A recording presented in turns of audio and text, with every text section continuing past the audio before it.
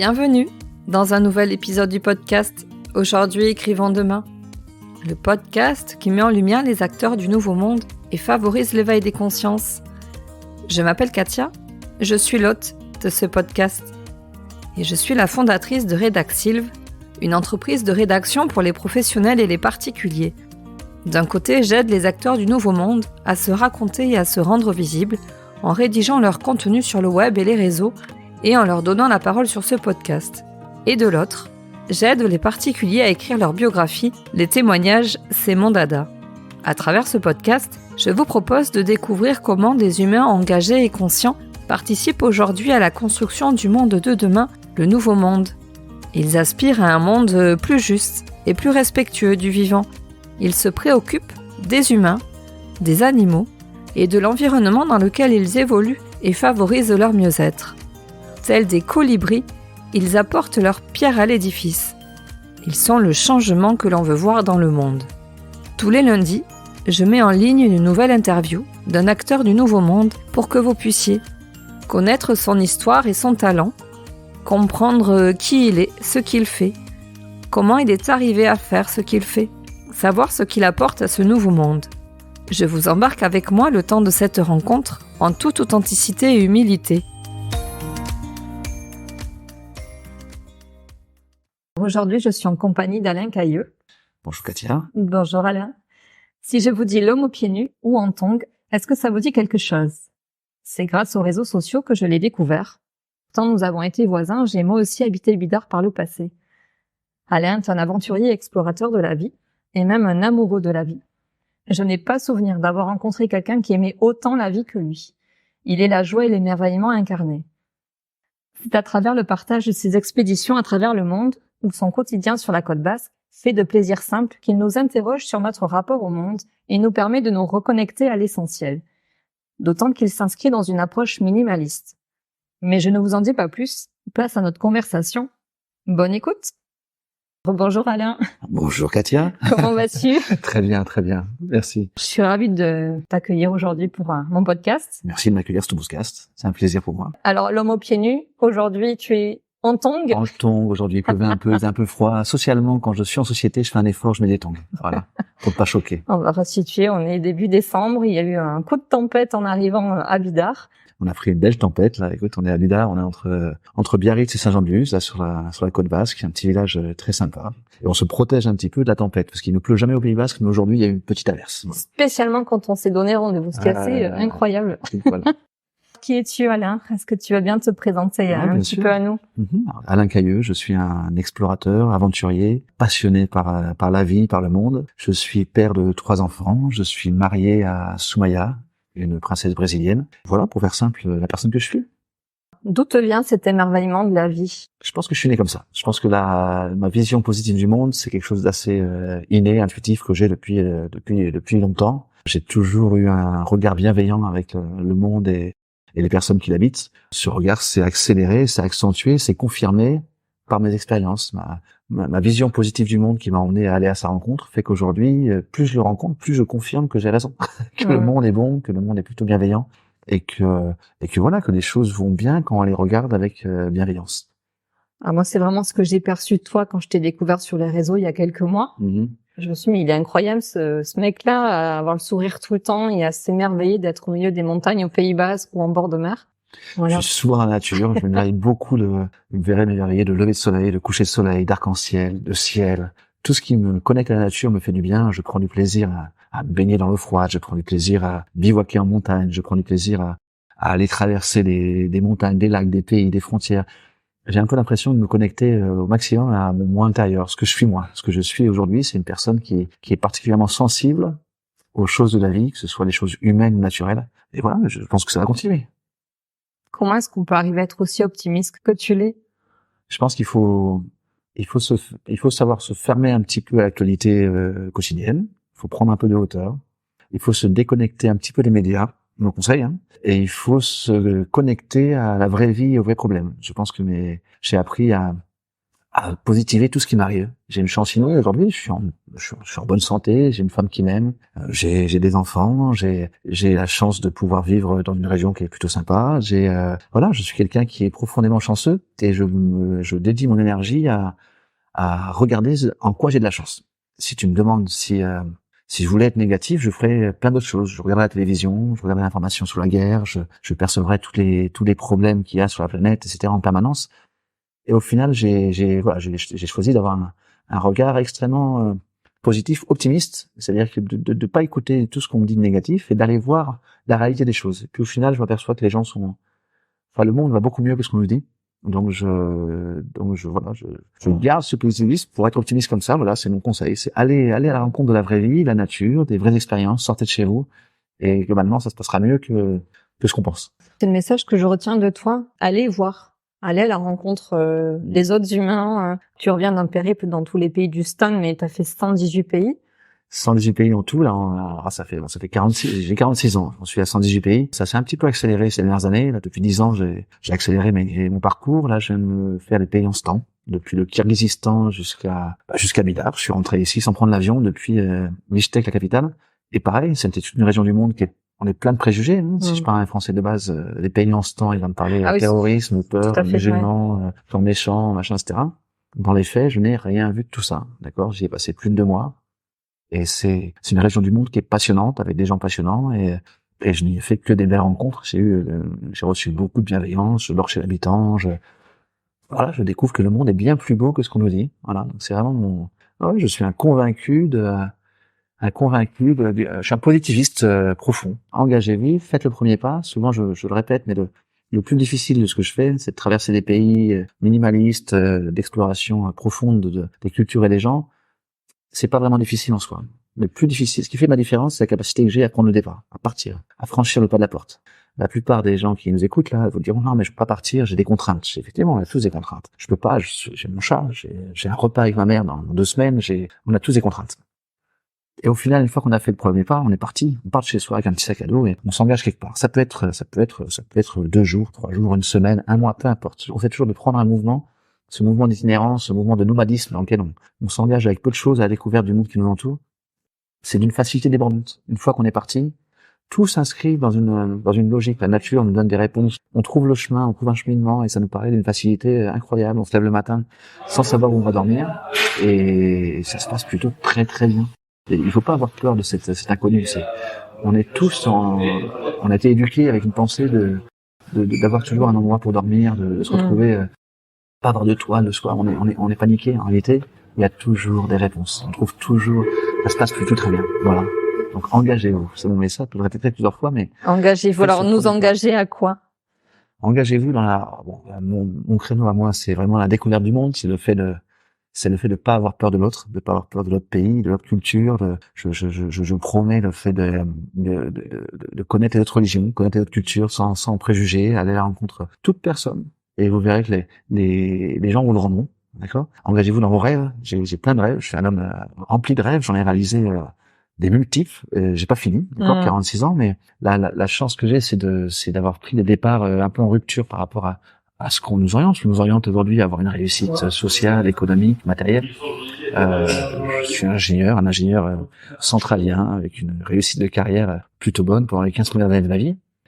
Et puis à un moment, j'ai dit non, mais je vais m'engager dans autre chose. J'ai envie de m'engager mon temps pour vivre des choses un peu différentes. Mes ambitions sont pas compatibles avec le fait d'avoir 1 mois de congé par an. Je vais pas réussir à vivre mes rêves.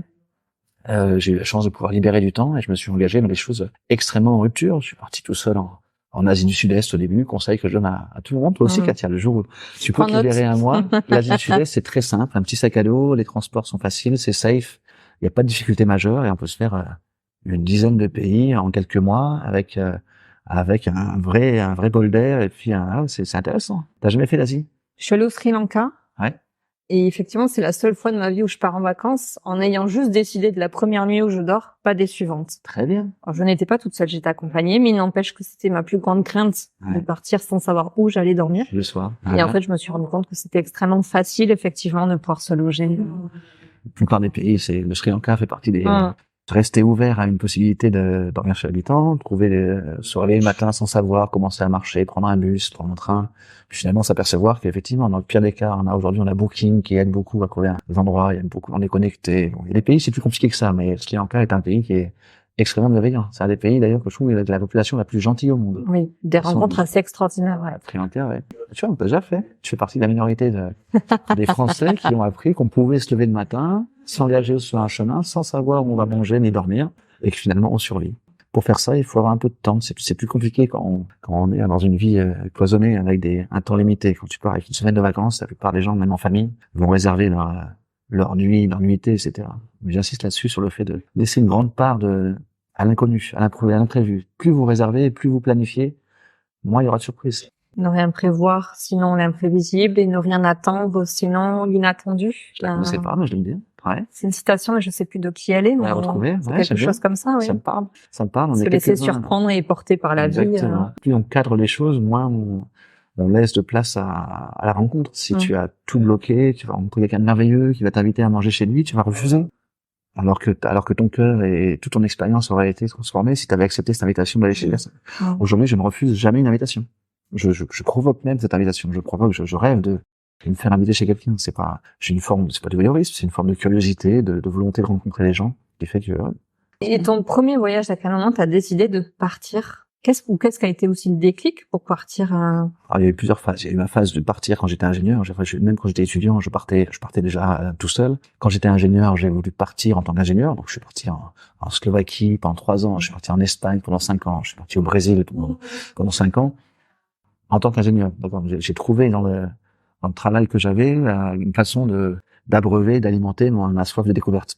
Et ensuite, quand j'ai fait le virage, quand j'ai divorcé, en réalité, je suis devenu encore plus avide de découverte. Alors là, les premiers voyages ont été accélérés. Je suis parti Asie du Sud-Est. Après, j'ai fait l'Afrique, j'ai fait toute l'Amérique du Sud, l'Amérique centrale, un peu d'Amérique du Nord, l'Asie centrale récemment. J'en suis toute l'Europe que j'ai explorée de part en part. Enfin, on est 118 pays. Tu regardes, ça commence à faire une belle liste. Oui, c'est énorme. Et je te disais que pas quelque chose de. Ouais. J'avais fait un copier-coller du CV. T'avais partagé sur les réseaux. Alors tu es loin d'avoir justement tout détaillé, mais c'est juste impressionnant, en fait, toutes les expériences que tu peux vivre et que tu as pu vivre. On se dit, il est donc possible de vivre tout ça dans sa vie. Oui. Ouais, j'ai plusieurs vies, comme un chat, mais c'est un CV extrêmement rempli. Il est pas sur LinkedIn, il est plus sur, voilà, c'est compliqué. C'est un CV de vie, d'aventure, de sentiments profonds, de se sentir vivant. Vous trouverez dans le CV plein peu de tout. Je l'ai mis sur les réseaux, mais il y a des traversées de désert en solo, il y a des traversées de l'Afrique du nord au sud. Enfin, on est sur quelque chose c'est des sacrées aventures. Parfois, sur 2-3 mois, je pars, ça peut être aussi sur une semaine, ça peut être en famille, ça peut être tout seul, ça peut être avec des amis. Je suis ouvert un peu à toutes les solutions.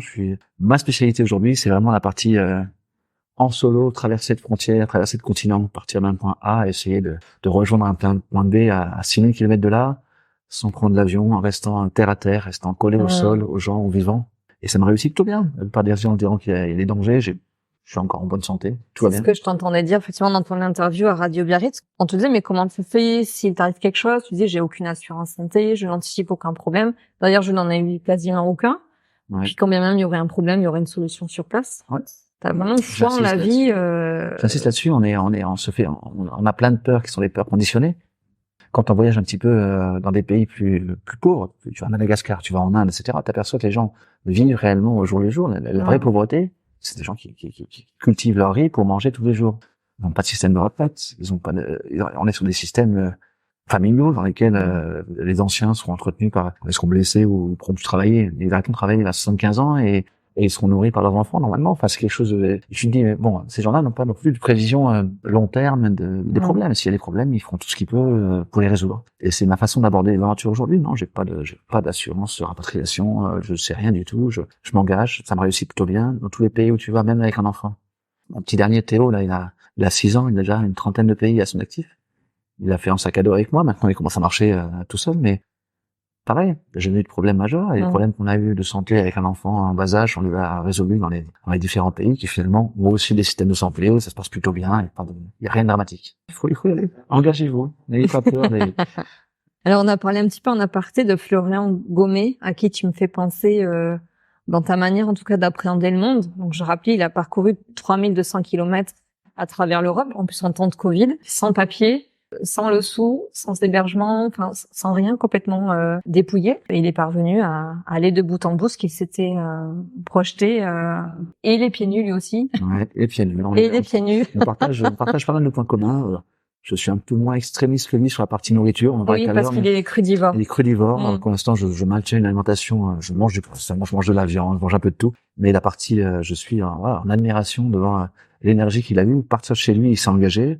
Et puis, il a répondu à ses problèmes au fur et à mesure. Et il est arrivé loin. 6000 bornes à pied, sans passeport. 3200, ouais. Un marathon par jour. Ouais, avec, voilà, une condition au-delà de la performance aussi, physique que je reconnais, c'est-à-dire que le 40 bornes pieds nus par jour, c'est pas neutre. Encore, on est sur un rythme soutenu. Mais bon, j'avais vu un petit peu les publications de ce jeune homme et je suis en profonde admiration sur ce qu'il a fait. C'est beau et c'est inspirant. J'essaierai de convaincre ma femme et mon fils de partir comme ça. Alors là, lui est parti tout seul avec une équipe de tournage, mais effectivement, on le voit de bout en bout. Enfin, c'est assez incroyable comme expérience, en tout cas. Ça passe. Et il en témoigne aujourd'hui. Il est en train d'écrire dessus. Et il en a vécu bien d'autres avant de s'engager dans cette expérience-là. Et, avec lui aussi une foi dans la vie et une intuition très marquée. Ouais. Donc, C'est un homme engagé, clairement. Et le fait d'être pieds nus, alors moi ça m'intrigue. Alors peut-être tu l'as raconté maintes et maintes fois. Pourquoi pieds nus? Oui. Alors le pieds nus est venu progressivement. Moi j'ai eu la chance de vivre. Ça fait plus de 10 ans que je vis au Brésil déjà, la partie Rio de Janeiro. La vie sportive, je suis un coureur de montagne, je suis aussi un coureur de plage. Sur les plages de Rio et les grandes surfaces de plage, la meilleure façon de courir c'est pieds nus. D'accord. Donc j'ai débuté là-dessus, à faire beaucoup de pieds nus sur les plages. Je partais courir. Pour le coup, je commençais à faire un peu de ville aussi, un peu de jungle. J'ai fait de la jungle pieds nus. J'ai découvert que ça passait. Et pour le coup, je suis devenu un passionné des pieds nus parce que je suis aperçu que je me blessais beaucoup moins pieds nus que en mettant des chaussures. Les chaussures me blessent, me font des ampoules, me font perdre des ongles. J'ai eu la chance de courir beaucoup d'ultra trail dans lesquels je me suis systématiquement blessé les pieds. Perdu des ongles, des grosses ampoules, etc. Depuis que je fais pieds nus ou en tongs, depuis que je minimise les matériels pour me protéger, je suis plus prudent. Et je me blesse moins. Donc c'est une vraie, on est quelques-uns dans ce monde à avoir découvert le pied nu. Je conseille réellement de le faire. Débuter. Florian explique exactement la même chose que toi, c'est-à-dire alors lui il avait lu un livre aussi qui l'avait fortement marqué sur, je crois que c'était un Indien qui racontait aussi son histoire. Et lui aussi il avait beaucoup de problématiques d'inflammation, de problèmes d'entorse, etc. Enfin voilà, problèmes articulaires, inflammatoires. Et donc, en lisant ce livre, il s'est lancé aussi dans l'aventure du pied nu. Il s'est rendu compte que son corps tolérait beaucoup mieux. Peut-être que je le raconte pas aussi bien qu'il le raconte, mais en tout cas, son corps tolérait beaucoup mieux le fait d'être pieds nus. Il avait beaucoup moins de blessures, voire plus du tout.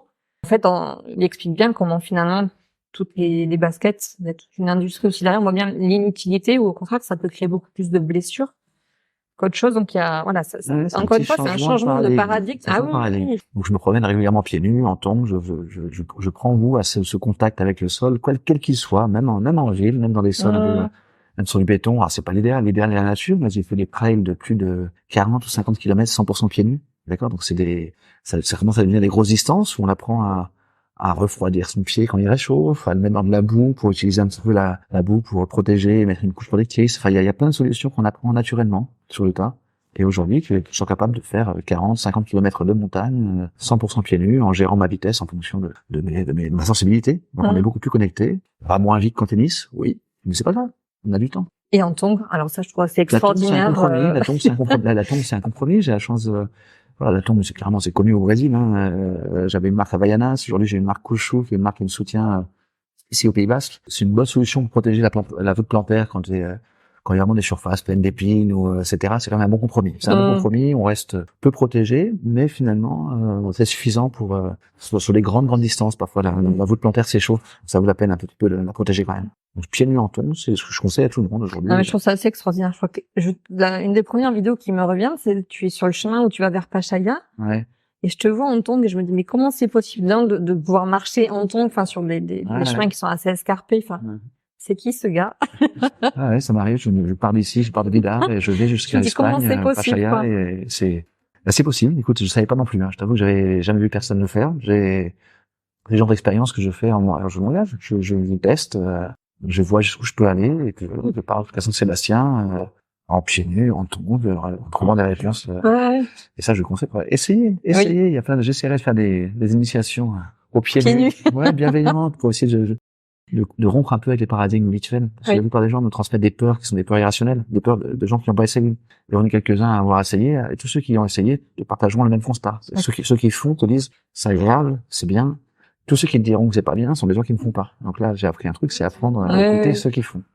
Donc tu vas créer la confédération des pieds nus. Les pieds nus, on est quelques-uns, des illuminés à faire ça, mais Comment est-ce que c'est perçu par le monde à l'extérieur quand tu te promènes en ville, en famille, et que tu es pieds nus ou en montagne ou... Alors en montagne, on prend pour l'instant. En montagne, je suis dans le monde du trail, un monde qui est quand même assez développé sur des super chaussures, des paires de chaussures à 100, 150 euros. Enfin, les gens qui dépensent beaucoup de matériel. Je suis pas classique là. Je suis clairement décalé. En ville, c'est pareil. Mon histoire de me promener en tongs même en hiver, c'est pas classique, mais ah ben j'ai été surprise moi aussi aujourd'hui de te voir arriver avec le temps tempétueux que nous avions en t-shirt et en tongs. Je suis un peu, les éléments me font pas peur. Je tiens plutôt bien le froid. Mais je suis perçu comme un illuminé. Ce qui compte pour moi, c'est peu importe, c'est ma femme même comme ça. Et puis moi, je me sens bien. Mais oui, je pense que je suis pas vu comme un mec classique. Ouais, je suis sorti un peu des cadres. J'ai du mal à mettre des chaussures. Socialement, j'en mets de temps en temps quand ma femme réellement m'impose le port de chaussures. Mais quand je peux éviter, tu me verras pieds nus ou en tongs, c'est largement suffisant. Quel est le message que tu veux transmettre? Par rapport au temps, par rapport à la vie. Non, c'est chercher le bonheur dans les choses simples. Le matériel, pour moi, les possessions matérielles ne m'apportent plus de bonheur réel. L'expérience, tout ce qui est expérience est prioritaire. L'exploitation de mon temps, qui est un temps limité sur cette terre, est fondamentale. Alors, je parle pour moi, je suis pas malade, j'ai pas une maladie dégénérescente, j'ai pas la chance d'être en parfaite santé, mais je me sens malade aussi. Dans le sens où on porte tous la mort en nous, notre temps s'écoule, et il va s'arrêter un jour. Donc, si on a des rêves, si on peut le faire maintenant, faisons-le maintenant. Là, en 46 ans de vie, je dis 118 pays, c'est un indicateur.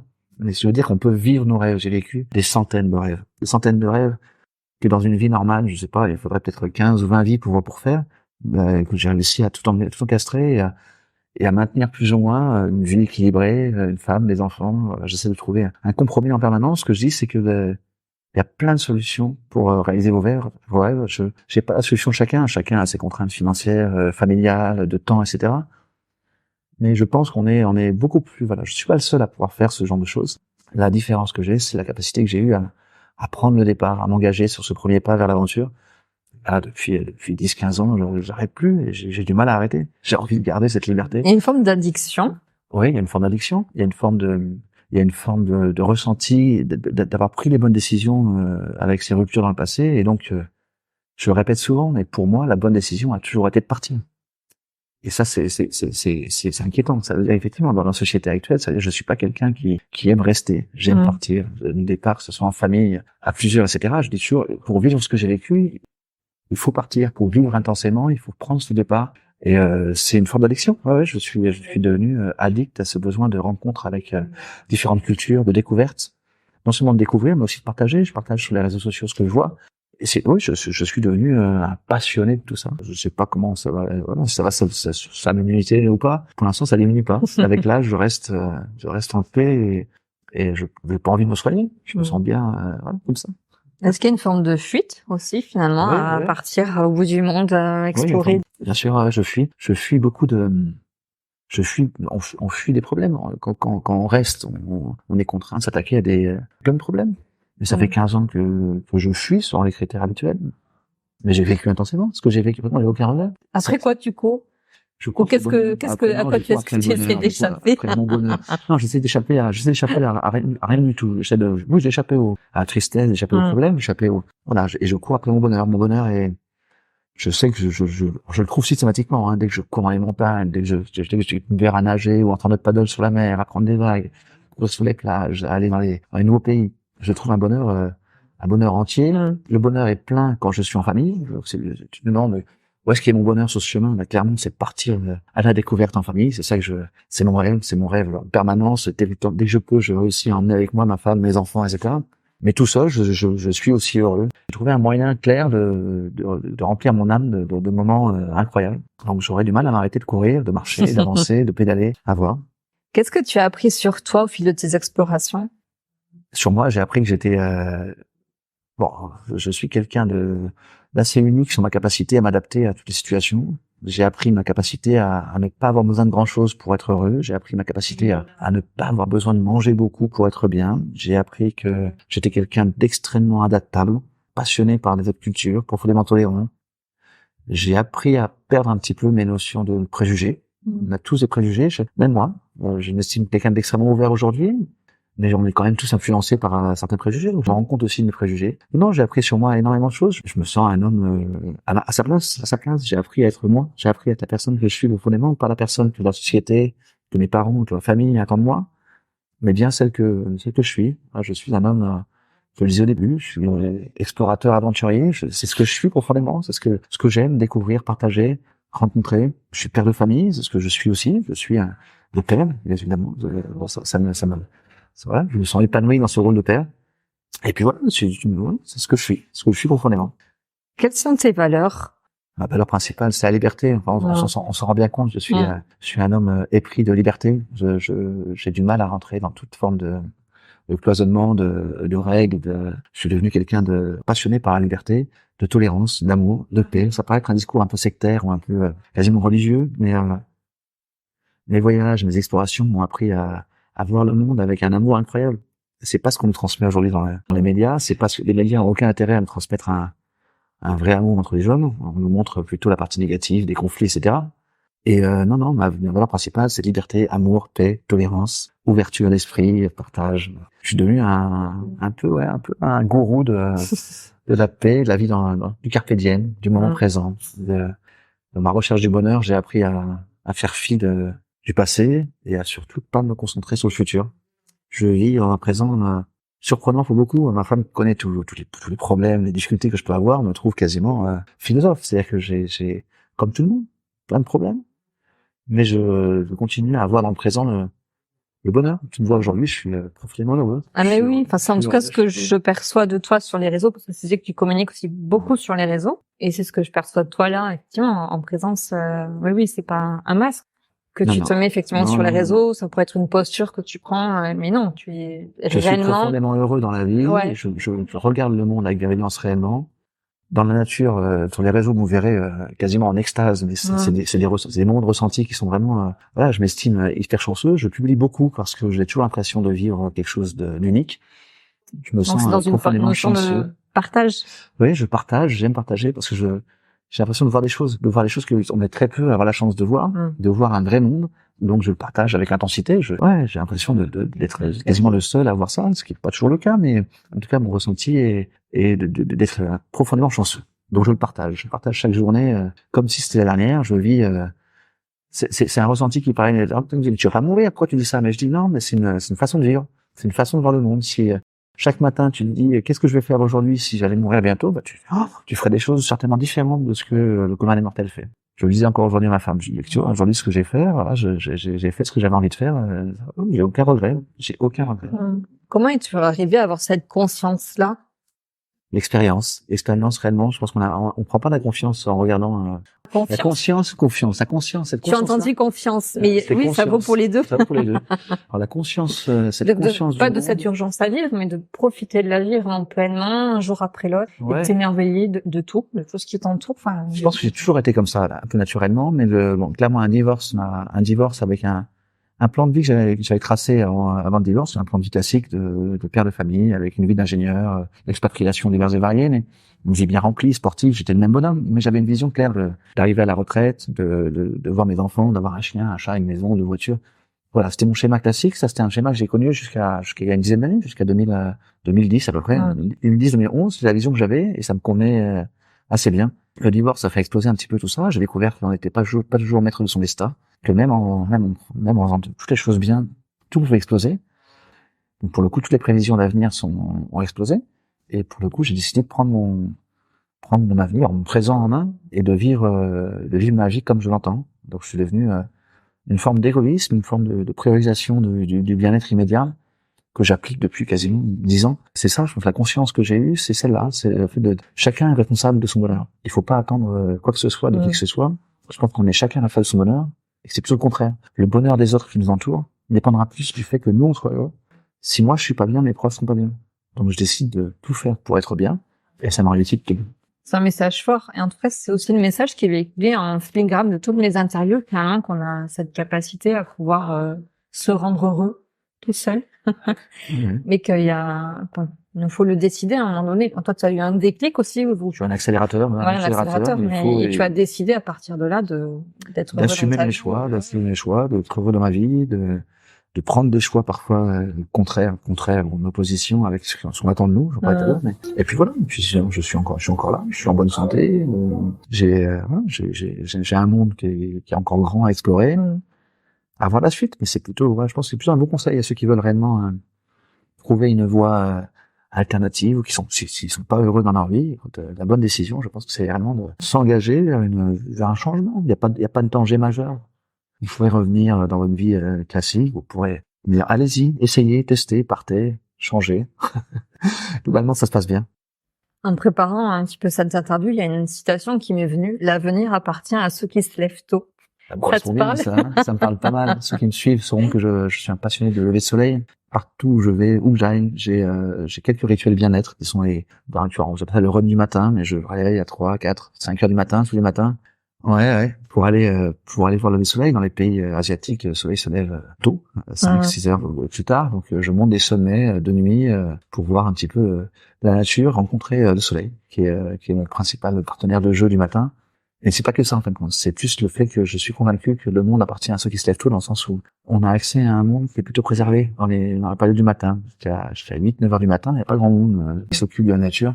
Et je suis souvent seul, au contact de la nature, au contact des villes. Il n'y a pas que le lever de soleil qui m'intéresse, il y a aussi la ville du matin. Donc ça, j'ai appris ça dans les pays d'Asie, dans les pays aussi d'Amérique du Sud, au Brésil notamment, qui est un pays où quand on se lève le matin, tôt, je parle de 4, 5 heures du matin, on aperçoit une vie qui est entière. Les villes grouillent de personnes qui font du sport, qui font de l'activité. En Asie, sur Vietnam, Laos, Cambodge, etc., vous verrez des gens qui font du tai chi chuan, qui font des activités sportives dans la rue, qui jouent au badminton local. Enfin, on a beaucoup de pays où le bien-être, ils ont découvert leur bien-être par rapport à cette activité matinale. Donc voilà, c'est une des clés de mon bien-être, c'est cette notion du monde qui appartient à ceux qui se lèvent tôt. Je pense que le bonheur appartient aussi à ceux qui se lèvent tôt. Engagez-vous le matin, essayez de trouver une activité. Pour ça, il faut se coucher tôt. Donc je suis un couche-tôt. Je peux partager la petite anecdote. Vas-y. Comme on a échangé par message pour caler le rendez-vous aujourd'hui. Hier, tu m'envoies un message, tu m'as fait trop rire à 9h15 du soir. Bonne nuit. Bonne nuit. Et moi, je me marie, ma soirée, elle commence là.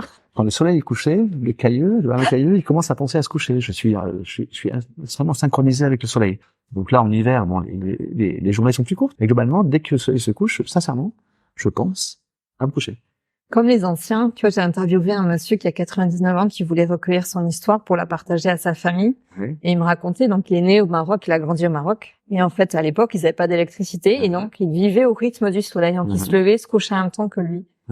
Voilà. Donc, je pense que c'est une clé de bonheur. Et il disait pas qu'il était pas heureux. On n'est pas malheureux dans ça.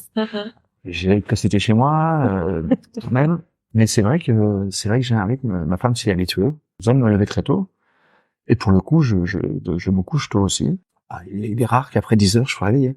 À 10 heures du soir, la plupart du temps, je suis en train de dormir. L'été, c'est plus compliqué. Quand il y a le coucher de soleil sur la côte basque à 10 heures, 10h30, c'est plus dur d'enchaîner le coucher de soleil et le lever de soleil, mais j'y arrive aussi. Mais je me couche rapidement, je suis pas un gros fêtard, ça. Je suis pas non plus un ascète. Je vis bien, je sais sortir, je peux boire parfois, mais je vis très très bien cette connexion au soleil. C'est vrai que je pense que cette citation que l'immeuble appartient ou l'avenir appartient à ceux qui se lèvent tôt. Je sais pas quel est le sens de la citation. Je sais pas si c'était lié au... Moi, j'ai toujours prise comme quelque chose du fait de se lever pour s'engager vers ses rêves. Et j'ai appris, il y a pas de lecture, il y a peu de littérature qui en parle. Le fait que le bien-être, avec cette activité matinale, ça peut être du sport, ça peut être une marque, ça peut être de la course à pied, ça peut être de la natation, ça peut être de l'irami, ça peut être du faire du yoga. Mais commencer tôt sa journée, entre 6h et 8h, globalement, avant de commencer ses activités classiques, le travail, etc., fait du bien. Et garantit que le reste de la journée c'est du bonus. Je le dis souvent, à 7h du matin, j'ai déjà fait un lever de soleil au sommet d'une montagne, j'ai rencontré plein de gens, j'ai visité une église. Et tu en embarques aussi avec toi. J'ai vu que tu organisais aussi des levées de soleil. Si un jour tu veux, c'est la bienvenue. Là, quand je suis au Pays Basque, j'organise souvent des levées de soleil au sommet de la Rune. Ouais. La Rune, la montagne plus fameuse quasiment du Pays Basque, qui est un front de mer, où c'est un très très bel endroit pour voir le lever de soleil. J'aime cette montée, j'aime cette montagne, je la partage avec grand plaisir. Ouais, c'est beaucoup de gens vous le diront. Enfin, ça se dit dans la littérature. Commencez la journée par une activité qui vous fait du bien.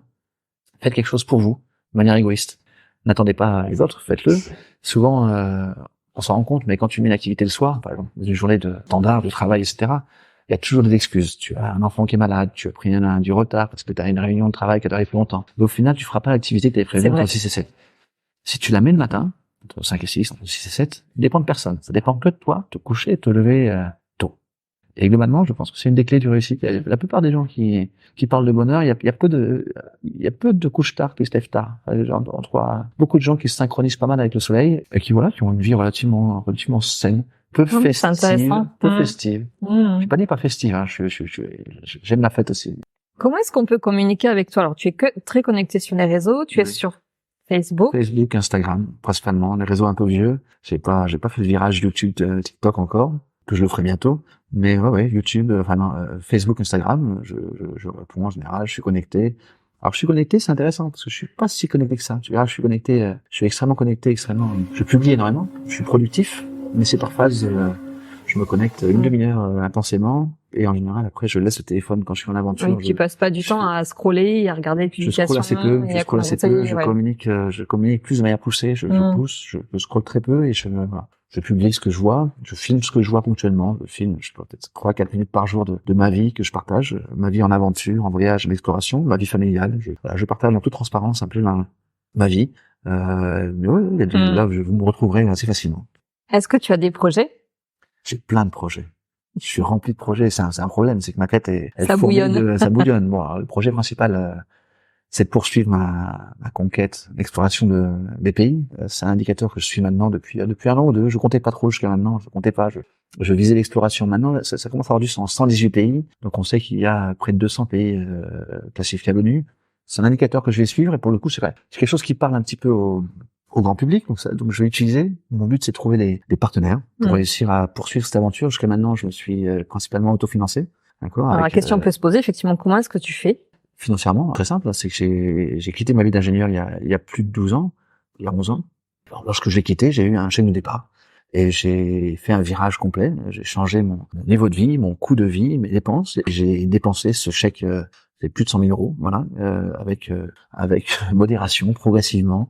Je me suis autofinancé la plupart de mes aventures. Aujourd'hui, j'arrive au bout de cet argent. Donc on lance un appel. Maintenant, je suis en phase d'un virage pour réussir à poursuivre mon aventure. Mon cœur n'a pas changé. L'homme que je suis, je suis cet homme. Tout ce que je ferai dans les prochains mois, années, etc., aura toujours le même objectif.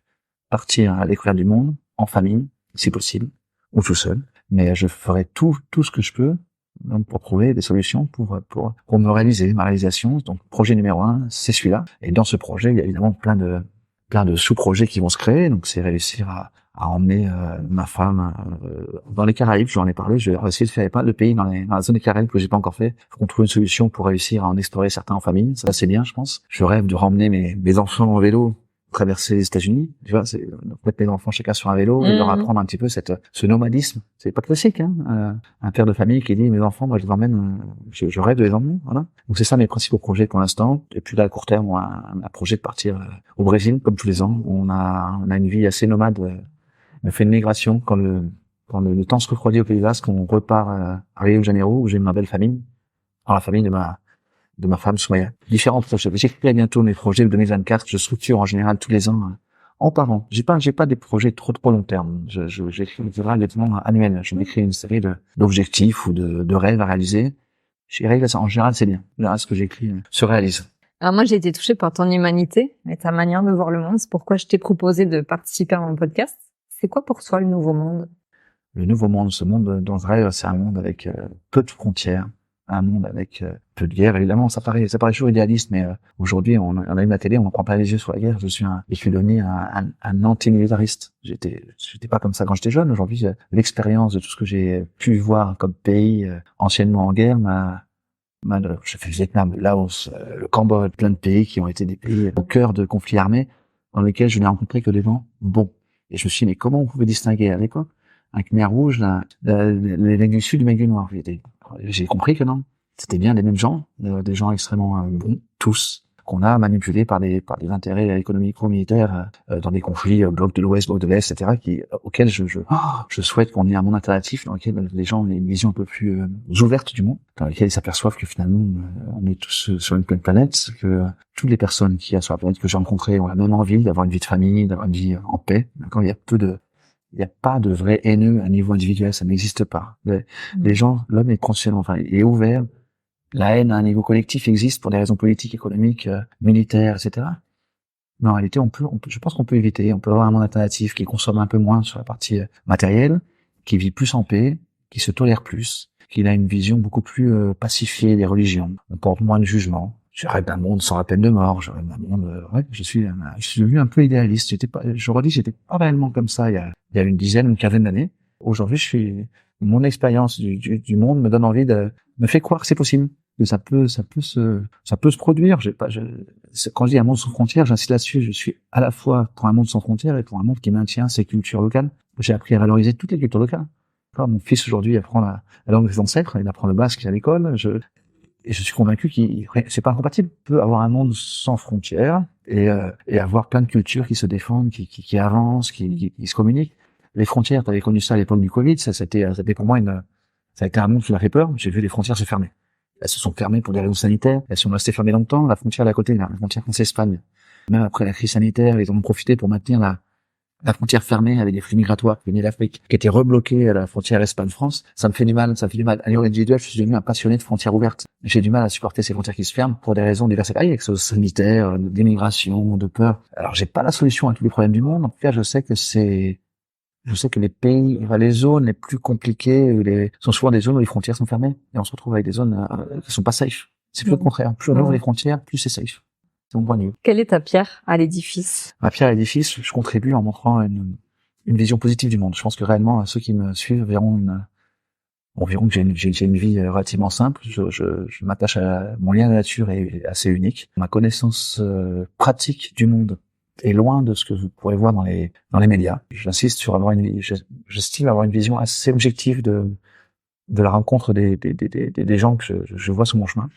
Et j'ai l'impression que c'est pas incompatible avec le fait de suivre la télé, mais c'est bien complémentaire. Vous aurez une vision un peu plus factuelle et basée sur des faits locaux. Donc ma contribution au monde, c'est ça, c'est vous inciter à vous engager, vous inciter à découvrir ce qui vous entoure. Ça peut être votre ville, votre région, votre pays, votre continent, ce que vous voulez, mais engagez-vous à votre niveau.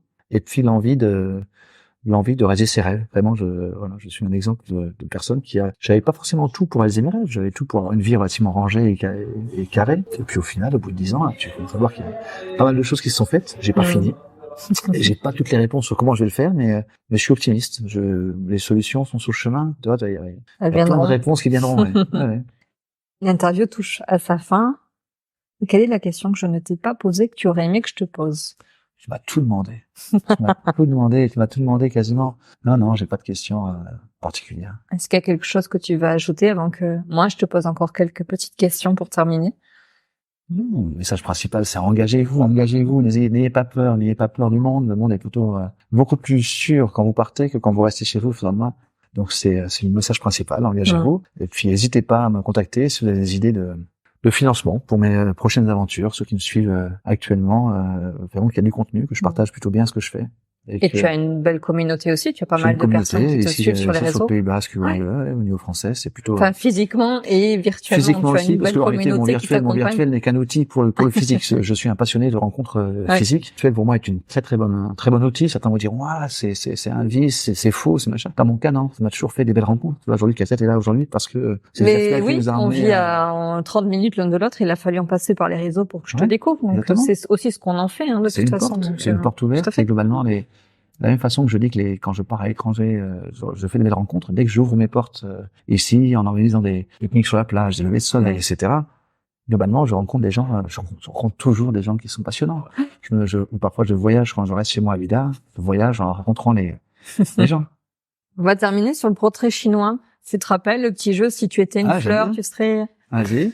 Alors moi, pour commencer, ce serait si tu étais un plat, lequel serais-tu? Si c'était un plat, je serais le dalbat.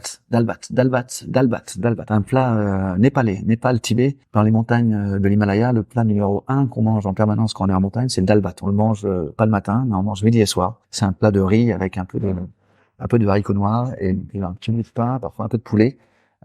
C'est un plat typiquement népalais. Donc ça me rattache aux montagnes, ça me rattache à quelque chose qui m'a toujours apporté ce plat m'a toujours donné beaucoup de bonheur. Quand tu es en manque d'énergie en montagne, quand tu fais du 30-40 km par jour en montagne, ce plat était, voilà, au Népal, c'est tous ceux qui ont vécu un peu d'aventure népalaise dans l'Himalaya te diront que ce plat c'est un vrai bonheur. C'est un vrai bonheur.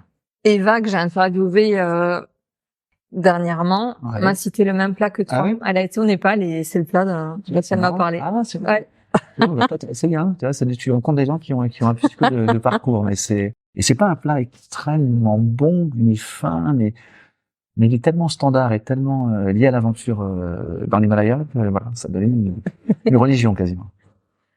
Si tu étais un livre? Si c'était un livre, je te dirais Latitude Zéro de Mike Horn. Tu vois, oui. Tu vois, c'est un livre très simple, très mal écrit. On peut pas dire son écrivain, mais le contenu m'a parfaitement touché. Je l'avais lu il y a un bout de temps, peut-être une dizaine d'années que j'ai lu. C'est sur Mike Horn qui raconte son aventure autour de l'Équateur. Maintenant, il s'est donné comme objectif de faire le tour du monde sans aucun moyen motorisé, en restant toujours à moins de 20-30 km de l'Équateur. Et c'est une aventure qui a pris 2 ans. Mais forcément, ça on ne peut qu'être inspiré et touché profondément par le contenu de l'aventure. Il s'est engagé de manière structurée, avec des financements, un projet qui était planifié. Il y a quand même des phases de ce parcours-là qui sont autant certaines phases que je me sens capable, la partie vélo. Voilà, la plupart des vélos, je veux plus faire. La partie navigation, il s'est engagé tout seul avec son voilier sur les transats. J'ai fait les transats, mais sans être tout seul. Et puis la partie Amazonie qui est passionnante, où il raconte ses 2 ou 3 mois tout seul, sans voir personne, à traverser des bouts de jungle à la machette. C'est un sacré bonhomme. Si tu étais un dicton? Un dicton, écoute, je reviens sur tout à l'heure, le monde appartient à ceux qui se lèvent tôt. Alors, franchement, ça me correspond très, bien trouvé, celui-là. Ah, celui-là, il était très bien. Si tu étais un film? Capitaine Fantastique. Ah oui, j'adore. Tu connais? Ouais. Eh ben voilà. Ceux qui l'ont pas encore vu, qui sont un petit peu, donc c'est l'histoire de cet homme qui vit dans une forêt avec ses 6 enfants, je crois, et qui, suite au décès de sa femme d'un cancer, est confronté à il défie de choisir entre l'éducation alternative qu'il donne dans la nature et puis ce que la société attire ses enfants vers un monde plus consumériste et un peu plus social mais moins réel. Voilà, ça me touche forcément. Ça me touche forcément. Je suis père de famille, j'ai 3 enfants et cette partie, voilà, Capitaine Fantastique j'ai pleuré devant ce film et je le reverrai avec plaisir. À voir. Oui, tout à fait. Si tu étais un super-héros? Arsène Lupin. Arsène Lupin, un petit peu un mec gentil, un petit peu borderline, qui qui a un bon fond, mais qui respecte pas tout, qui est un petit peu en bordure de la société, mais qui est pas un méchant. Ok. Merci Alain pour ta participation. Merci Katia pour ce moment. Et merci beaucoup pour votre écoute. J'espère que le parcours d'Alain Cailleux vous aura inspiré. N'hésitez pas à le contacter directement sur ses réseaux. Vous trouverez tous les liens dans la description de cet épisode. À bientôt. À bientôt Katia. Merci. J'espère que vous aurez pris plaisir à nous écouter. Si vous avez aimé cet épisode et que vous souhaitez continuer à découvrir les histoires de ces acteurs du Nouveau Monde, n'hésitez pas à vous abonner. Et si vous voulez être tenu informé de la sortie du prochain épisode, abonnez-vous à mon profil sur LinkedIn. Merci d'avoir pris le temps de passer ce moment avec nous. Je vous dis à très vite pour un nouveau témoignage d'une belle âme.